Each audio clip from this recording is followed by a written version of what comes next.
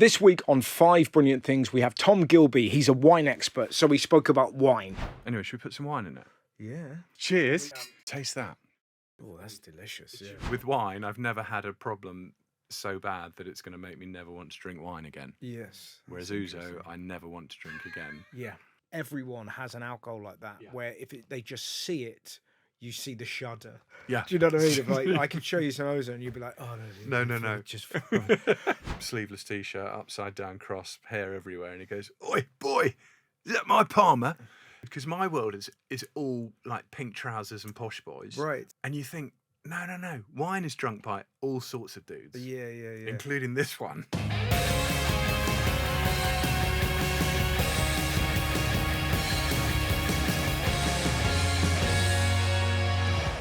Hello, Tom. Hello, Russell. Sat there with your glasses on. Yes. So for the benefit of the people listening at home, I just snapped my glasses and I Not broke because them. of me. Not because of you, but it's now. I'll be fine in a couple of minutes, but I'm now staring into a future where I'm gonna have to go around with sellotape on my fucking face. You know what it's like though? Have you ever broken glasses? I break and lose glasses all the time. It's the worst, isn't it?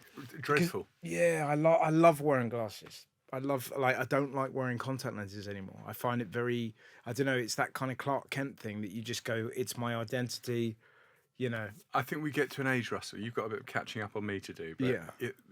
then it becomes glasses. Yes. So, Yeah. And have you always worn glasses? No, I used to wear contacts, but Yeah, isn't it funny? Yeah, I was like that as a younger man, and then you think, actually, there's something quite nice about just waking up in the morning, you have that kind of 10 seconds of fog, and then clink. And they've got to be clean. Oh, yeah. Well, that's what I was trying to do before I broke them like a fucking moron. Anyways, thank you so much for coming on the show. Thank Imagine you. if all interviews started like that. Brilliant. Like just Michael Parkinson and going, in a minute, I've just had an argument with my fucking wife. So, in a minute, Mohammed. But fucking hell, she gets in my mind. And what I love as well, I can just see out the corner of my eye, you've brought in your 5 Brilliant Things, which is very, very exciting. All I can see. Well, you lead the chase. You can see a blur because you haven't got your glasses I've got on. my contact lenses Okay, in you now, haven't but got I like what I'm seeing. Good. What is the first brilliant thing you'd like to select? I'm going to start with the one thing that you can't see here that I couldn't bring in, which is my ice bath. Okay, lovely. Which is probably the whole reason why I'm on this show. Right. Because you would have never heard of me had I not done an ice bath. Yeah. And it is what I do every day. Yeah. And it just sort of zips me up in the morning and prepares me for whatever's going to smash me in the face. And are you what is that? Are you a flash ice bath man? What is it the kind of the brass monkey? Oh no, I haven't got that. No, I literally use a shitty little. Well, I use a dustbin. Yeah. And it's very cold. Yeah. And it's just I do 50 breaths, and that's all I need to do, and then I'm ready. And are those breaths, or are they? what we do? The first two are the latter, yeah. and then you get to the. Yeah. And it's always best with a bottle of wine in the bottom. Oh, that's interesting. Yeah. So you're sort of like you can touch with your feet what you'll have later on in the day. I can feel I'm at home. What made you start that journey? My son. Okay. So I've done all my life I've been in wine, supplying chefs, restaurateurs, all this, that and the other. Yeah. January last year, he says to me, "Dad, we're not going to sell any wine in January. It's no one drinks. They're all in the gym. Let's see if we can do a skit on Instagram. And it's cold next week. Shove a bottle of that." It was a bottle of Kumu River Pinot Gris, which is you'd like. It's a banger. In the ice bath, and we did a little video. He filmed it on best temperature to drink white wine, and it was 1.5 degrees. Okay. And we got a few followers on Instagram, and so we did another one, and then we did another one, and that's. So I love my ice bath. Yeah, and so how long have you been doing it every day? Every day for 50 breaths since last January. Okay, wow. But it gets a bit boring at this time of year because it doesn't get really cold. But you can sort of feel the season coming in sort of October, November, December. February is brass monkeys, proper cold. Yeah, it's the thing I've noticed because I dabble with the ice, but then when you go to, there's a really great place in Toronto. The name escapes me, but it's like a sauna and an ice plunge place, and they are like cold. They love it, and Toronto gets so Yeah, cold. well, this is it. But it's this lovely kind of. I like the combo of the heat and the cold, so I couldn't do just the cold without the pleasure of heat around the corner. Yeah, you see, I have wine instead. Yeah. So I have the cold and then the wine. Yeah. It sort of does the same kind of thing. What does that do to you? Like in terms of like when you sort of receive the wine in that state of kind of freeze, does it make it more? Is it the reward you need? Yeah, I reckon you can taste better. I honestly think you're more alert and alive and. Yeah. So if I'm doing any tastings, I'll do them like straight after the ice bath. But it is quite literally that thing, isn't it? That I think your body produces. I forget which the thing it produces, but basically it feels like it's under attack. Yes. So it kind of goes, look, we're going to die. I'll help you not die. And then you basically go, only joking. And then you try and kill yourself with booze. So you like the ice bath as well? I love it. I love the concept of it. I don't do it every day. Brilliant. But I whenever you do it, you feel great. Yeah. But I can't just do the cold. I have to have heat with it. And then that combo of getting into a sauna after you've been in freezing cold water for a couple of minutes is extraordinary. I bet you'd be brilliant for you before you get on stage. I bet you would feel so bang up for it. That's, it's a very good point. Yeah. But it also feels like that's kind of billionaire levels of decadence, isn't it? Of like, do you know what I mean? As the theatre got a cold plunge. Oh, fuck me. But yeah, you're probably right. I remember once in John Cleese in Sydney, and he used to sleep before he went on stage. So he would literally have a nap. We're talking, I think it was like with 10 minutes to go, somebody would wake him up and he'd sort of like rub his hair, and he was like, it's just really good for your kind of creativity to be asleep. To be asleep and then suddenly woken up and kind of go out. It's like, I wouldn't risk that. He's older, so the likelihood that he's going to have a semi on when he kind of walks on stage is sort of slimmer. But you can't risk that as a young man, I thought. No, I think that's. It's just wandering out. But it is interesting though, isn't it? Like, I guess so. Something that started off as a sort of a gimmick for you, became like a part of your life. Totally. Isn't that funny? And now I've got my son and my ice bath to thank me for it. It's fun. Yeah. What a lovely thing. When you did the first one, like, did you think that this was going to be life-changing? Literally not at all. Yeah. Not at all. And I still can't understand why. It's like, let's watch an idiot in an ice bath. And lots of people watch an idiot in an ice bath. What is your favourite ice to wine combo? Like, what would be so that your perfect temperature of the water and your perfect wine to have? The temperature of the water really, really cold, and it's like sort of 0 degrees. You've got to crack the ice. Yeah. You crack the ice and you chuck the ice out a little bit, and then actually having a cool white wine after that is really, really good, because it's just not. It's like you don't want to go from freezing cold to a hot shower because you get chilblains. Yeah. So. And is it just wine? Because a whiskey to me would be like. I haven't tried it. Kind of fiery. That might be good. It would be all right, I think. Yeah, I think it would be great. Yeah, I love it though. So just a crisp white wine. That's crisp white wine. A nice. Actually, that Pinot Gris was fantastic. So it's got it's a bit fleshy, just off dry. So it's got a little bit of sugar in it. Keeps you going. Sets you up for the day. That's it. Does your son have any other kind of sort of combos for you, like pull-ups and no, not yet. Shots? Not yet, no, probably. Okay. So yes. I ran the London Marathon. And what was somebody like dragging a bottle of wine ahead of you? No. There was we had 26. He organised 26 stops along the way with his mates with a bottle of wine. Oh my God! And I had to blind taste the wine every stop. Wow! Because we had some. My dear mum died in 2020, and I was going to run the marathon for the hospice that looked after my mum. Yeah. And we only had 2,000 quid raised sort of a day beforehand. It's that tricky thing, isn't it? Yeah. And he says, Dad, mate, you're 52 years old. You're probably not going to win this race. So should we just have a bit of a laugh and see if we can raise some money? So I said, yeah, you go for it. And he got these wine wanker flags made with wine wanker T-shirts, and got all his mates well, a few of his mates, dotted around the track with a wine, and I ran with 2 plastic wine glasses on my sort of holster. Nice. And I'd have to stop and guess the grape, the country, and the vintage of the three of the wines. And he got a few people to video a few of the stops, and it got a little bit silly the longer it went along. Anyway, he shows me on Sunday. He does this video. He says, "Oh, I've done this little video, Dad. We might put it on Instagram." And it's all set to the Benny Hill music, and it just looks like something that's going to be cancelled and really stupid. You shouldn't do that.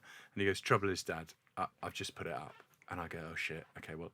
And then my week afterwards was just complete madness. We were on radio stations, interviews, BBC, Joe Lycett. Yeah. But the point being, by Friday, we'd raised 38 grand. Yeah, right, exactly. With all these donations in Vietnamese peanuts and all sorts of currencies that and all languages that say love seeing a dickhead run a marathon pissed, and it was So were you pissed by the end? I'm not sure, but I managed to do the marathon. I drank most of the wine, and I was on a high at the end that could have been pissed. But so, and were you having how much of each? Were you having a glass or? Yeah, about sort of. So you had 26 glasses. I think you're probably pissed. Isn't that extraordinary? It was so funny. Was it a hot day? Not too hot, but not too hot. But I was running alongside Blackpool Tower, a guy with a fridge on his back. Oh right, and a double humped camel, and we'd be like running. So you were at the back with him. Yeah, I was at the back, and I'd stop for a wine, and they'd look at me as if I'm mad, and I'd look at them and go, "Mate, I'm just having a drink." And so it was funny. Oh, I love that. What a great thing to do. So the ice bath was in January, and then we did the marathon then I did the marathon in April. How old is your son? 28.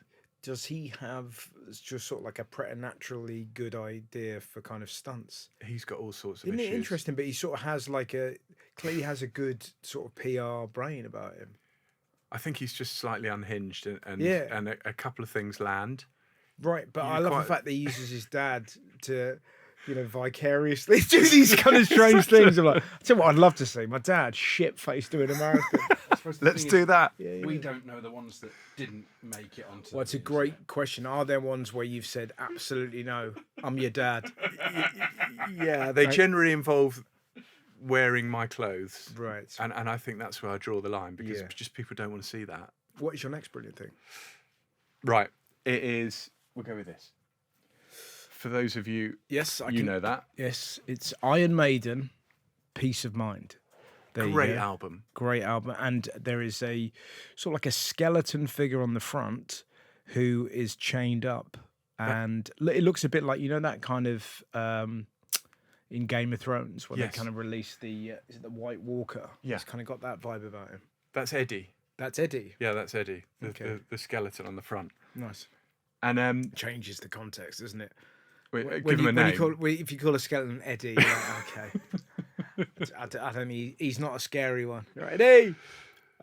So what does that mean to you? What does Iron Maiden's Peace of Mind mean to you? So my whole life has been wine and fairly traditional stuff. So supplying, as we said, the restaurants, the chefs.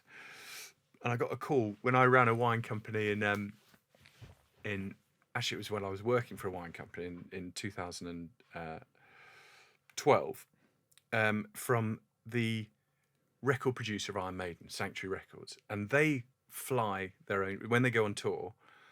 Bruce Dickinson is the lead singer, is a pilot. He flies the jet. Oh yeah.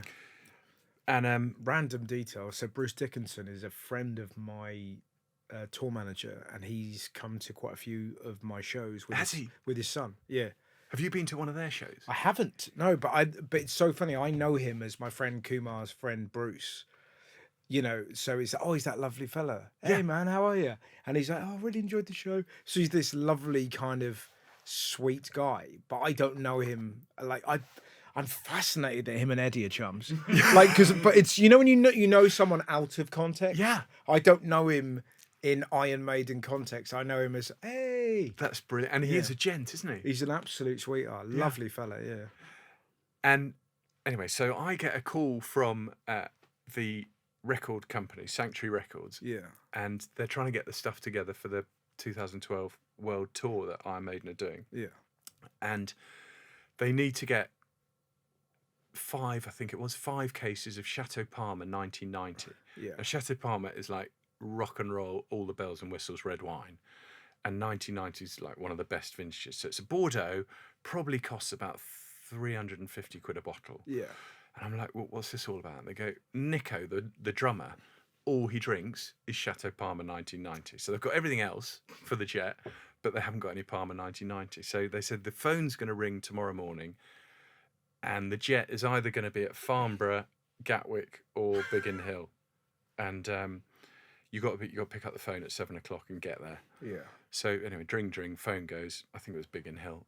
Off we go with the 5 cases of gold in the back of the car, and we arrive at the airport, and it's complete and utter chaos, as you'd imagine. Apart from Bruce, who's sort of all togged up by the front of the aeroplane, looking just ready to go whenever someone says. Yes. And as you'd hope any pilot would be. You'd want that. But it's only when you realise the pilot is in the band, and the band are one of the original heavy metal bands. You go, this, of course this made sense to them. And he was like, I guess what? I'm going to fly next time. We'll save money. Yeah. Nice one, Bruce. Like that. And the Jet is all white with Eddie there on the tail of the plane. So Eddie's in blue on the tail of the plane. Yeah. And the tour manager sees us rock up with the van and the wine, and just says, "Who the fuck are you? Just go away. I've got other fish to fry." Yeah. And he goes, "There, I've got Nico's wine." And he goes, "Oh fuck." Anyway, so we're stuck in the van. Bruce calls me over, and we have a little chat about, what is this Nico's wine shit? Why doesn't he just drink Chilean Sauvignon Blanc? Why are we pissing around here trying to get this Chateau Parma 1990? Anyway, the lift goes down, and it's Nico, sleeveless t-shirt, upside down cross, hair everywhere, and he goes, "Oi, boy, is that my Parma?" And so we're literally wheeling up 5 boxes of Parma up to the Jet, which is of course like red leather sofa-tastic, ready to go. Yeah. And it's is the inside of Iron Maiden's Jet everything you'd hope for? Yeah. Yeah. It's just like completely Yeah. all ready. And we're actually on the tour video. So at the beginning, there's a little van that goes as they're getting all the clobber that it just looks as if it's been shoved in the cargo. I love that, but it's because it's really decadent, but it's not really rock and roll, is it?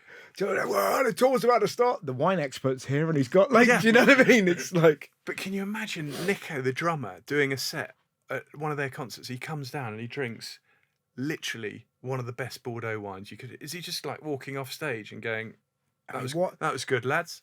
Let's have a little glass of Parma." What a combo, eh? But like to drink a wine that good and perform in front of hundreds of thousands of people. Yeah, that must be extraordinary. Must be absolutely do you know what I mean? Extraordinary. When you sort of put it like that, you think, well, you're going to do it either way. So why not do that rather than just having like a red stripe? Exactly. Do you know what I mean? You sort of think, but yeah.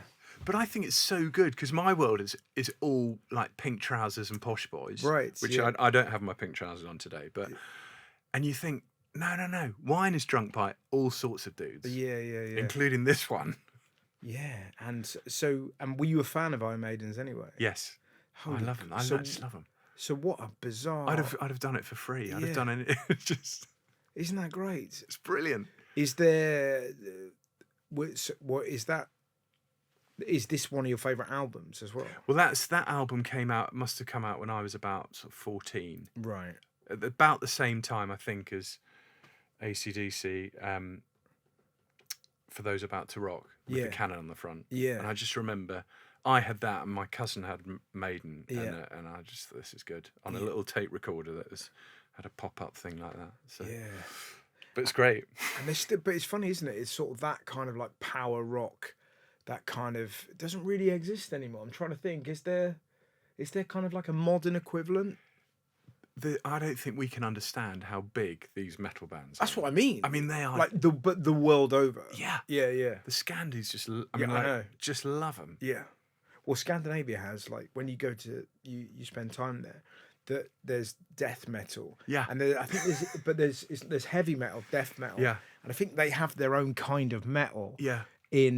Certainly in Norway. I forget. I think it's like, it might even be like black metal or something. Yeah, it is. I think you're right. I think you're right. Yeah, and my friend Henrik was telling me it's like those gigs are like.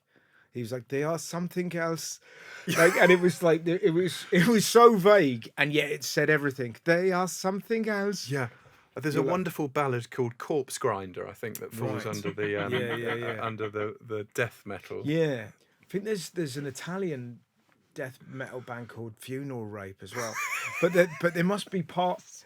It must be quite exciting. Being in that, like, just trying to write songs so depraved. Yeah. That all you got to do is you literally have to make the noise of metal hitting metal. Yeah. And say the worst words. Yeah. Or that you can't even understand. Yeah.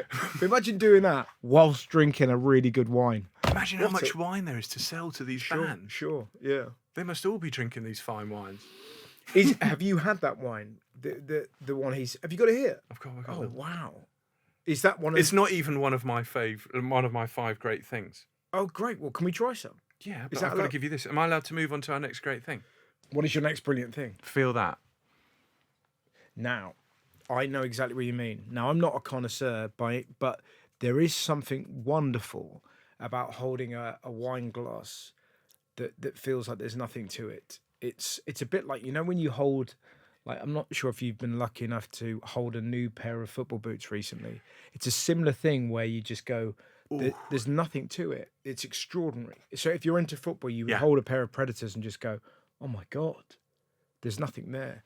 But bikes are the same. Yeah, like wheels. You can lift a bike with just one finger. I don't know what that is, but it's because there's such ingenuity and engineering talent, and somehow it's not there. It's beautiful. So that's a hand blown wine glass, isn't it?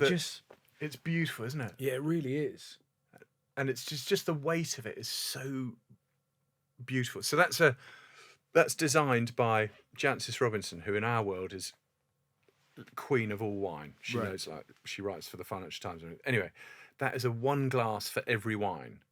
So you don't have to bollocks around and have all these, like, loads of different. That will just do the job beautifully for pretty much every great wine you put in it. Yes. And I just think it's such a beautiful bit of kit. And if you don't have much space, that's what you need. Really so let's name check that lady again. What was her name? She's called Jancis Robinson. Jancis Robinson. And she designs it with Richard Brendan. So Richard Brendan actually makes the glass. Yeah. And Jancis Robinson designs it. Right. And it's just beautiful, isn't it? Yeah. It's funny though, isn't it? Why does it create its own atmosphere? Because now, as soon as you hold that, you're like, oh, great, let's have a... Like, I can't imagine doing a similar thing, like holding a shot glass and go, let's get... but do you know what I mean? It doesn't... I wonder if you can. But I don't know, the two things, there's a synchronicity between them. I don't know why. And I'm not even into wine, but maybe it's that thing that you can feel the effort that's gone into it, maybe. Yeah. That you go, wow, God, flipping hell, how have they managed to do that? But it's saying, I mean, I'm not a golfer, but I would have thought if someone puts a beautiful golf club in your hand, it's the same, yeah. You could feel that is a beautiful golf club. Yeah. And it's just these things are just so beautiful. I know what you mean. It's like if you ever, you know, when you sort of look at a grand piano, and you see it, and you're like, what mind conjured this? Do you know what I mean? You're like, you see an instrument like a violin or a guitar, like that. If you take it right back. Somewhere, a human has had an idea and then made it real. Maybe it's that. Maybe it's a tangible thing that you can make go, something so beautiful. Yeah. But it's like so. What's the word when you feel something? It's just so great to feel it. Anyway, should we put some wine in it? Yeah. So the wine is not in my brilliant things, but it's going to make the glass really do amazing things. So this is a bottle of Chateau Parma that Nico McBrain loves. So on the glass, Yeah. how much is using a different glass going to change my experience of that? So say I go to a French bistro and get one of those little round goblets, Yeah. or I use one of these bad boys that you brought in. Yeah. Is it going to change the taste of the wine? I think a lot of what you, it's like having a plate of food in front of you. If it looks beautiful, you want to like it. Yeah. And it's halfway there for you liking it. You know, we could serve you the most delicious bit of beef, and if it's like looks like a dog's dinner, it's not gonna. I think we have a lot of flavour in our brain as well as our palate. Yeah. So the answer is, you pick that up and you sit down. You think, right, whatever wine you're going to put in that, I'm going to like. I think what it is you're kind of like all of a sudden you're emotionally invested. Yes. Like I don't know why, but you just go. You like your monkey brain goes, ooh, Yeah. Yeah. and then you're like, And it does actually. oh. But it does actually. It's all about where, because our palates are so that we've If got. you don't mind me saying, that is a fucking natty. This is just so. This is old. This is a I can see that. 1986 bottle of Chateau Parma. Yeah. Okay, and What are you doing? and the cork could break. This isn't even one of the 5 great see. great things, but it's just so good. So this is the worm has gone into the cork, and we're now just going to skewer it with a with this, which will grab the sides of the cork, Right. and then the cork should come out all nice. But the danger is if you don't do this, you might end up with the cork breaking. Okay. For people listening, it's like a sort of robot's hand that's gone in the top of the wine. Yeah. And What about this noise? Let's be nice and quiet. yeah, and we're just going to try and get this cork out. Easy, nice and gentle. Nice and gentle. You're looking really worried there. Yeah. It's gonna be fine. It's going to be Bear in gorgeous. mind, I broke my glasses earlier. Are you about to break yours? Yeah. He's pulling on it very gently. Here we go. Out it comes.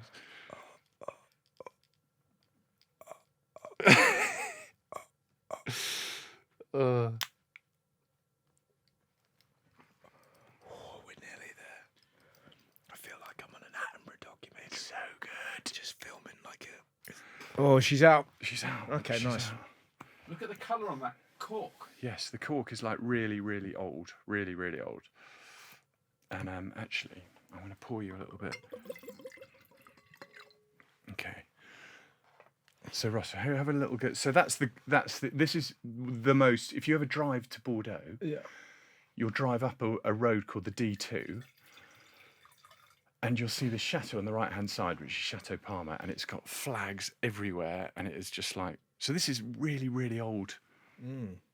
Old wine. Let's do a cheers. Cheers. Which you're like this. My 1-year-old son, big fan of cheersing. Is he? Yes. Oh, that's brilliant. Yeah, he loves it. So he'll get his little bot, and he goes cheers.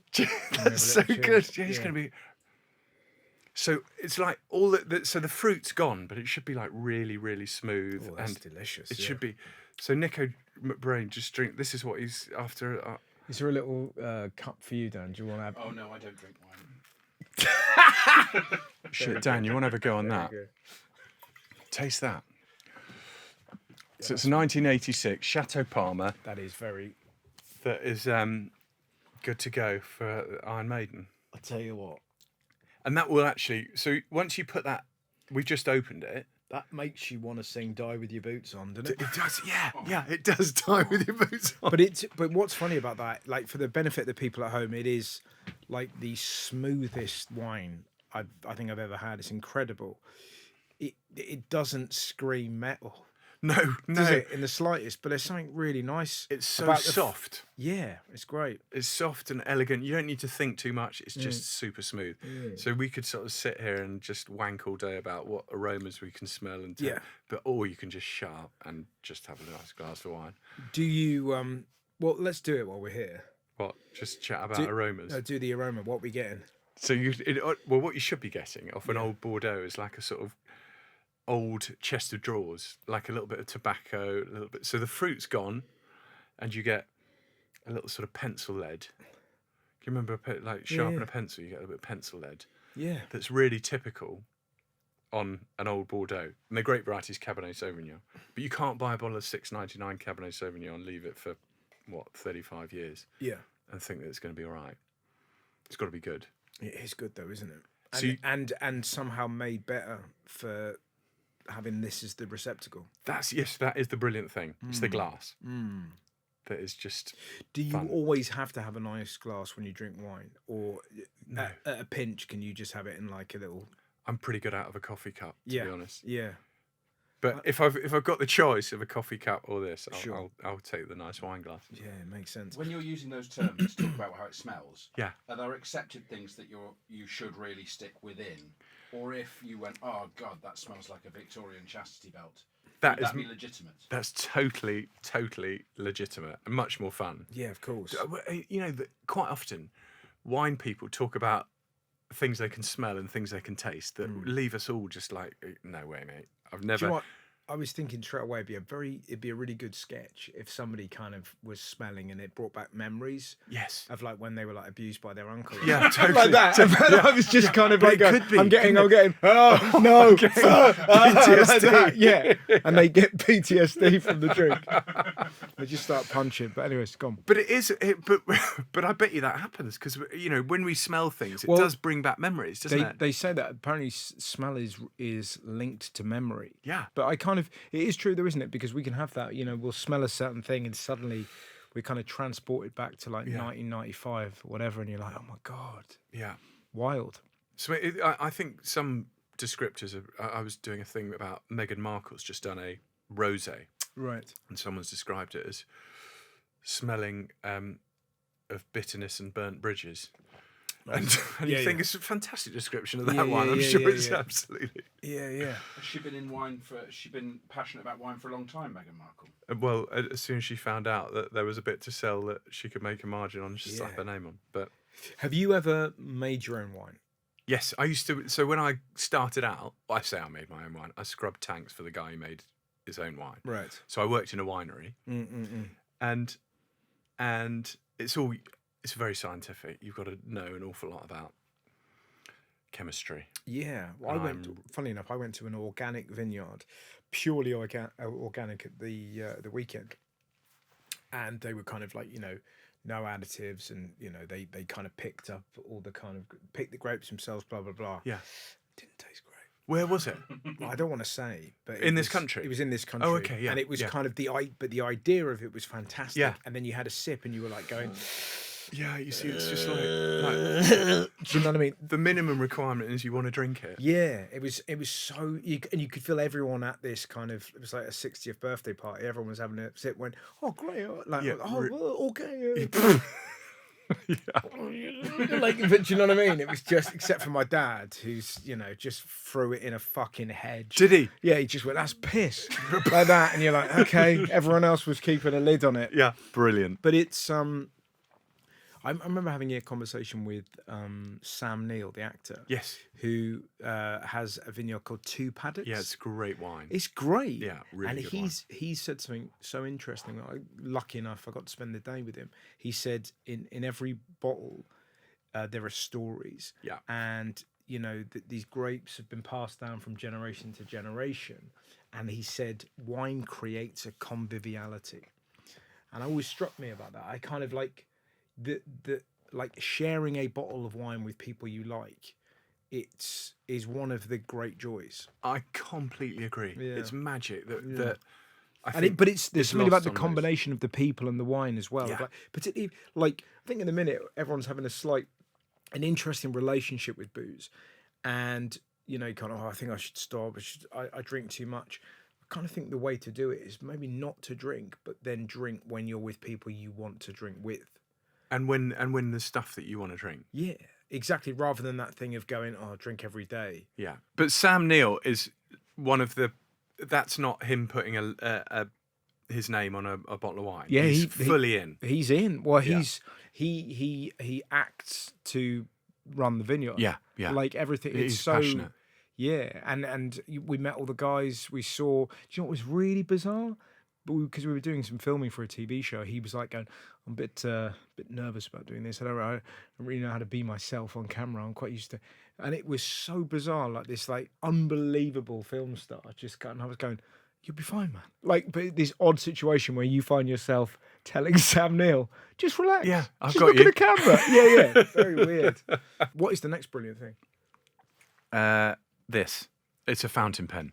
Oh, okay. And I just love, it's the only time, I love writing a letter. So I've got 4 kids, but friends, but to rather than write a diary, it's the only time really I sit at a desk and just think, I'm just going to write a letter. Okay. I love receiving a letter and I love sending a letter, and it's just something that will always be. It would be like my desert island thing to have. It's just a fountain pen, just to be able to. I love the motion of it and the mess and the They're having quite to cross scratchy. out. Yeah, I love the scratch. You like the scratch? I love Yeah. it. What about when the two nibs slightly flare? Yeah, I love That's that bit like too. a snake's tongue. It's always frustrating at school. Do you know what I mean? When somebody would knacker your fountain pen up, and it would just be That's it, just a suddenly mess. double line. Yeah. But I was taught as a kid to write with an italic pen, Yeah, I remember those. which is just, What a wild thing. that's a mad thing, Mad, isn't it? Yeah. How strange is the world? Yeah, I remember those, and they were a bind because you had. It's a bit like plastering. You know, there's a way to use an italic pen, and if you don't use it right or hold it right, just that scrape. That's is proper just scratch. Like, yeah. Yeah, real proper scratch. Yeah. But it's just that writing stuff down. You know, I'm sure like many live on the phone now, writing notes there. But actually, just to be able to sit down and go, how's everything going? This is what we've been up to. It's like writing a postcard or whatever, which no one does anymore. So how often would you write those? I'll do a letter a week, a couple of letters a week. Okay. Just sit down and all sorts of things come into my head that I just write. How did that start? I think actually, I bet you are. I would be amazed at the percentage of people in this country that do that anymore. Yeah, There I'm would have been sure. time when we all did it. Yeah. But I bet, like, even hearing you describe it, you think, God, that must be a really nice thing to do, both for you and for them. Like the joy of doing and receiving must be great. I think it's magic. I started properly when my mum was ill, so I would write to her. Yeah. Just thoughts. I knew she was dying, and so I'd just write thoughts, not really fun memories, things. And then I started writing to my dad. And then I just thought, this is great. A couple of times a week, just sit down and write to anyone. Yeah. And it's different from getting a text. What was the like? How long were you writing to your mum? How long was she ill for? She was ill, properly ill for about 8 months. Right. So I just did it sort of for a year. I mean, she was ill before then, but I would just, it's just very therapeutic. Yeah. And I'm sure actually it was a way of me coping with just coming to Absolutely. terms with, she's not going to be here forever. And I was very close to her. She was an amazing woman. And just to be able to go, that's great. But you're right. It gives you an opportunity to collect your thoughts and then kind of distill them for somebody. Yeah. Do you know what I mean? Like, it's kind of, I would always, in a similar way, I would always favour a conversation over a text. Yes. Because there's a moment where at least the two of you are kind of interlocked. Yeah. But yeah, it's very interesting hearing you describe writing. And I think with, my kids are sort of grown up now, but I know you've got a 1 year old. Yeah, 1 year old toaster. Yeah. 1 year old, 1 year old. Cheers. Yeah.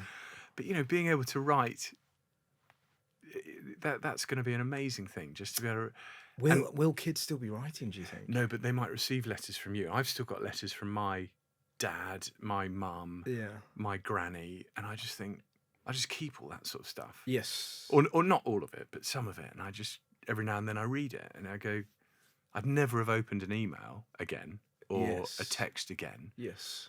And that's that person's handwriting or that person's thoughts or. Yeah. Where are your kids kind of spread out? 27 to 21. Okay. Sorry, 28 to 21, I think. Yeah. 4. So, and they're all like, are they all out the house now? They're all out of the house, yeah. Yeah, They're off the payroll. It's all good. Yeah. Everything's.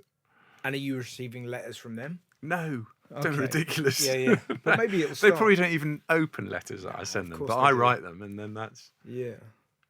They Yeah. did.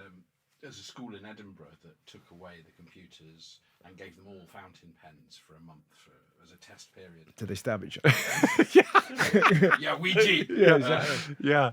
Not only did they academically do better, but they all reported like less stress, less anxiety, Yeah, I'm mental sure. health, as well as their academic performance getting better. Yeah, I wonder. There must be something to Apart from it. the left-handers, of course. Oh yeah. They were always troubled. But I think of, like, in terms of, because my job, I would imagine, is one of the few where you still see people writing. Yes. Because, it's kind of like, I've visited many a Ryman's, and you kind of get a notebook, and I like writing on my laptop, but there is a difference to writing on paper. I don't know what it is, but it just, I think it might be. I think your memory is better once your hand has written it out. So if Somehow you're wanting to learn something, if I write it down, I can remember it better than if it's on a laptop. And maybe it's that thing that you have to, because on a laptop you can delete, you can go again. It's almost like you have to be a bit still before you write, and you have to really think about each thing you're going to write. Otherwise, you have to put a great big line through it. You know, that you just have to be a bit more present. Maybe. I think it changes our brain. Yeah, our brain works differently. yeah. And you have to. We think before we write, whereas if we type, we quite often type before we think. Yeah, knowing that you can go, I'll just get it down. Yeah, yeah. And the interesting thing is, there's definitely kind of pros for each, because sometimes it's quite nice to just go blah, blah, blah, blah, and kind of get the poison out. Yes, but you're right. I don't know. You're a bit more definite with the pen. Yeah. Did you write your upcoming hotly anticipated book with a fountain pen? Lots of it. Did you? Yeah, I did. Which was probably the problem. How was that for your publisher? They loved it. Yeah. Yeah, no, they got a real mess. Because we were speaking about this earlier. What is the name of the book? Thirsty. And it's got Iron Maiden in it. And it's got all the sort of stories about... Yeah. But you said that you struggled a bit with it. Just that sitting down and doing something for 5 hours, 6 hours, I really struggled to keep on track. The concentrate. Was it like a concentration thing? Yeah, and you listen now to, or I listen to authors and how they work, and they all work into, like, some of them are up sort of 3 o'clock in the morning. That's when they do their stuff, and they get into a routine.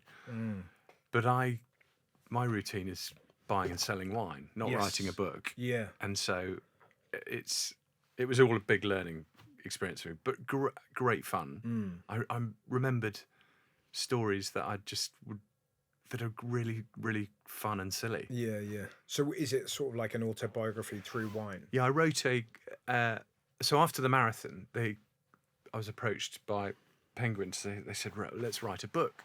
So I wrote them 6,000 words on how to open a bottle of Chateau Parma 1986. And they went, no, we don't want that. We just want all the stories, everything that's gone wrong, all the, which terrified me, because suddenly that's not me talking about wine, that's me talking about me. Right. And wine just happens to be through the whole book. Yeah.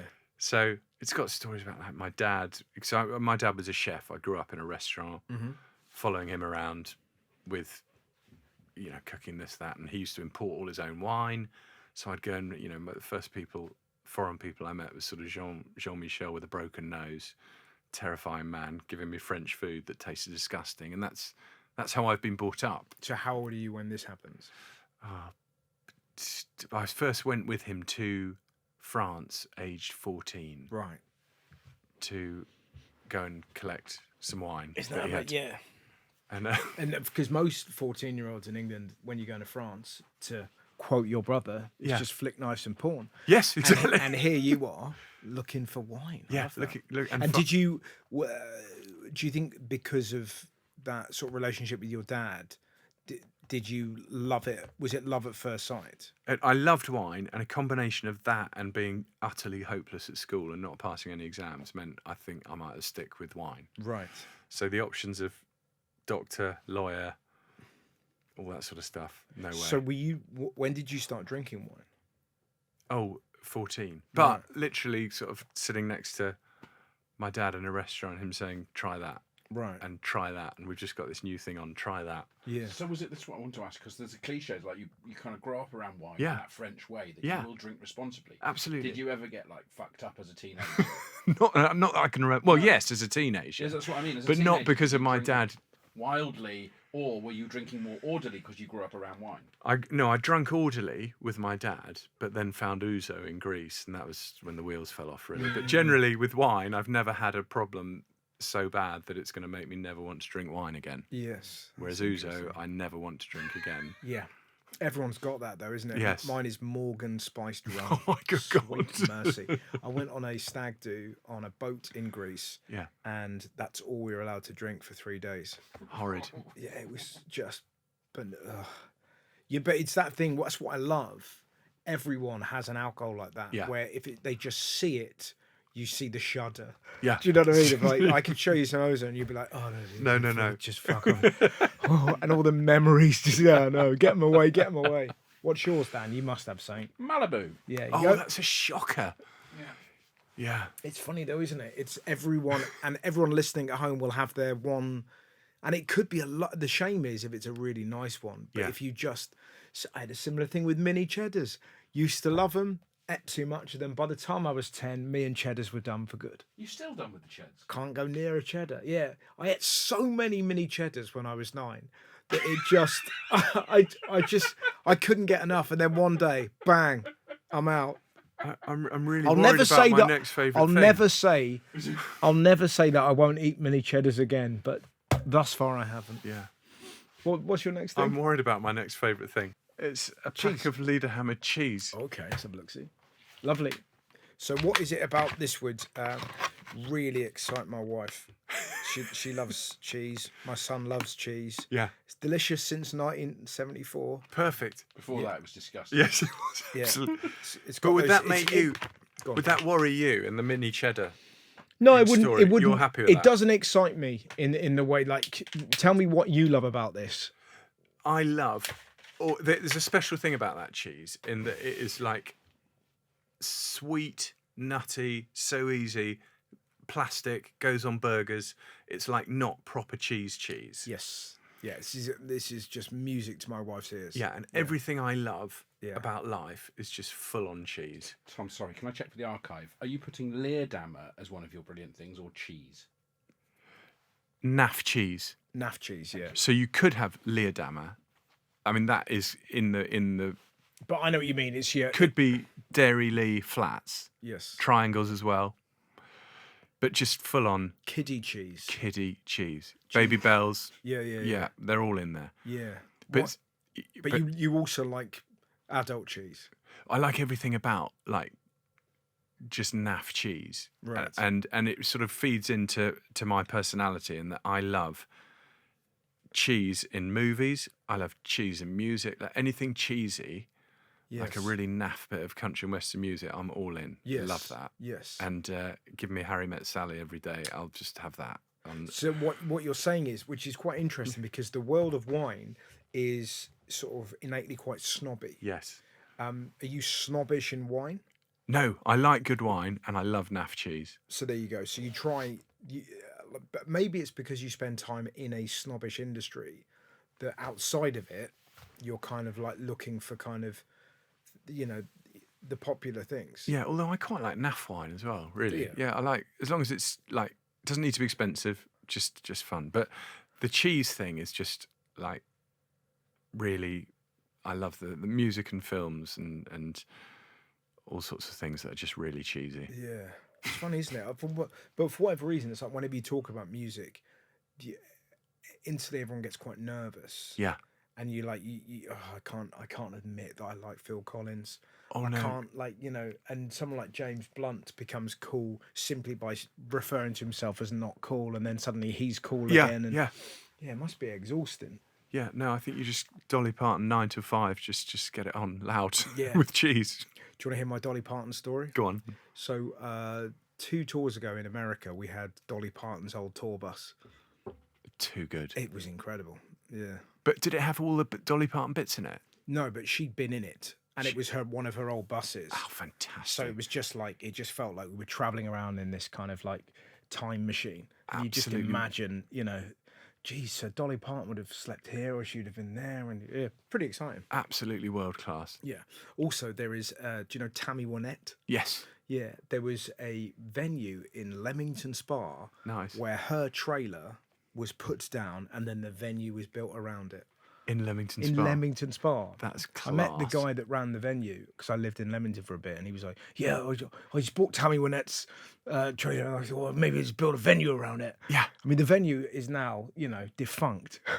But it's not there. Nah, I just don't think it was particularly successful because, do you know what I mean? That isn't the best way to build a nightclub. No. But yeah, there's something. It was anyways. But like being unafraid to admit what you like is a very un-British thing. Yeah. I think it happened to me when I hit 50 years old. It's Yeah. that I don't really give a shit anymore, and it's Yeah. just I'll get in the ice bath. Yeah, I like cheese. Yeah. And It's funny that, isn't it? Because I like every so often your phone gets you wrong. You know? So I got a message from my phone the other day that said, "Worried about your manscaping?"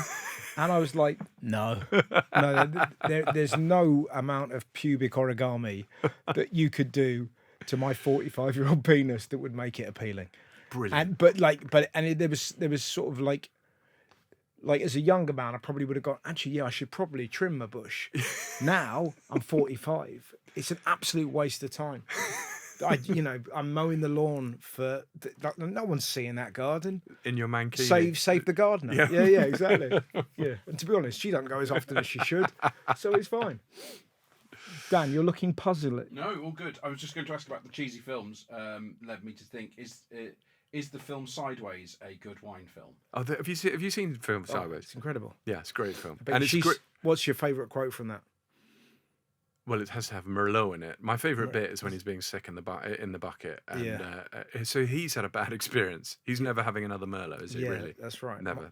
My favourite scene is when his friend has the broken nose. Yes. And they've got through this, and they're just having a meal, and they're together, and the waitress, Yes. and he goes, "I bet you she's 2 tons of fun," and it's just that thing where you're like, "Fuck, man, this guy can't be helped." Yeah, you can't. Yeah. And everyone has a friend like that where you go, "Look, we've got through this, and isn't this lovely that now we're better?" And then just that scene when the naked husband is running after it. Fuck. It's so brilliant. Yeah. So brilliant. It's a wonderful film, isn't it? Yeah. If anyone...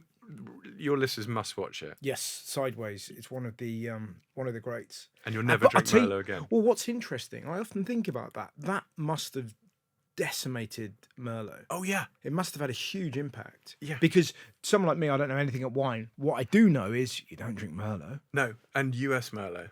You don't drink that. Yeah, No. but is that a thing? Well, it is a thing actually. So some Merlot can be like really good. Most of it's really bland. So that wine I've poured you is Cabernet Sauvignon. It's a properly broad-shouldered, fantastic wine. Yeah, it's got character to it. Merlot is just a bit 2 tons of fun, flabby. right. Okay. Why is that? What's different between a Merlot and a... So when you harvest, it's all about the makeup of the grape that you actually harvest. So Yeah. Cabernet Sauvignon's got thick skin, so lots of tannin, which is that dry feeling you get in the mouth. So that gives it structure. Yeah. And then it's got really great acidity. What Merlot tends to do is get very ripe, so you get really lots of sugar, which means you get high alcohol, and the wine just tastes a bit soupy if it's not made well. Right. Okay. And they obviously had a lot of soupy wine. Yeah. So funny. God, they got pissed on that. Yeah. Yes.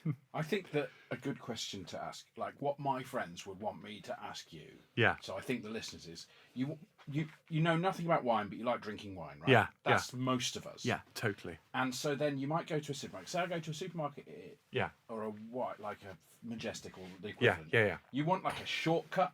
So if you want a shortcut idea, like if I'm going to buy red, if I buy this kind of grape from this country, I'll broadly be all right. Yeah, For totally. a white and a red. Totally. What is that kind of baseline hack to just like get something fairly good? So if you're in a supermarket, they do brilliant own label wines. So if you go for an own label wine that the supermarket has done, like Taste of Difference, specially selected or whatever, it's generally going to be good. But if you want like 10 quid and you want a white or a red, which I think is like, you can get a decent bottle for that. Cabernet Sauvignon so that's a red grape variety from the New World, from South Africa or maybe from Australia. So that's going to be a well-made wine, lots of body, we'll all like it. And then for a white wine, I would go for a Sauvignon Blanc, so something nice, crisp and fresh, and I'd go for probably South Africa, New Zealand or Australia. And all that's going to have zippiness, freshness. We're all going to be happy with that. Wonderful. Well, I enjoyed every one of those things. I wouldn't mind having another sip of wine. Is Yeah, that you can allowed? definitely have that. Absolutely. My friend is just Thanks, doing Sean. his first lot now. Bottled his first wines this year. Where in this country? In Kent, yeah. That is so. Kent is now amazing for. Carry on. Yeah, Tattinger are buying up loads of land down there to. We went to this year. Fred and I, my son, we did a filming. We did a series on English wine, and went to visit a couple of vineyards in Yorkshire where they're literally you can't ripen a bloody apple, and they're nuts up there. And then to Tattinger, which is called Domaine Evremont. So it's an Anglo-French setup there, but they have pumped in huge amounts of money, and they've literally just released their first wine. It is beautiful. It sort of should be. It's 52 quid a bottle. So, but it is absolutely amazing. And we've got a climate now that if you talk to many of these wine growers in Kent, Sussex, Hampshire, that is similar to the early 70s. So about 72 to 76, the same kind of climate. And the soil in Champagne, which is like where they get the most expensive sparkling wine, is the same as... So the best area of Champagne is called the Côte de Blanc, and it's got the same soil as runs through Kent and Sussex. So that's why they're all and land here. I love this. 1 hectare of land in the Côte de Blanc costs €1 million. 1 hectare of land in Oxfordshire, or wherever, like prime time wine growing country, is max 100 grand. Right. So if you think, it doesn't take Einstein to work out where that's going. Yeah. Interesting. What I found out doing that pressing is there's definitely no such thing as a vegetarian wine, because you get all these grapes. Oh yes. Off the plants. They go into this great big trailer, and you take them to a press. But what's getting pressed up with all those grapes? It's like every bug in there. Yes. Well, this is the interesting thing at this organic vineyard. They were sort of saying, 'cause they also did cider, that what they do is they hand pick the apples. Yeah. They don't have a machine that scoops the apples up, because when you scoop the apples up, you get rodents, Yes. dead things, Yeah. and everything. And I was like going, oh God. So yeah. But then you have a sip of it and you're like, well, clearly There's a rodent in there. and it tastes good.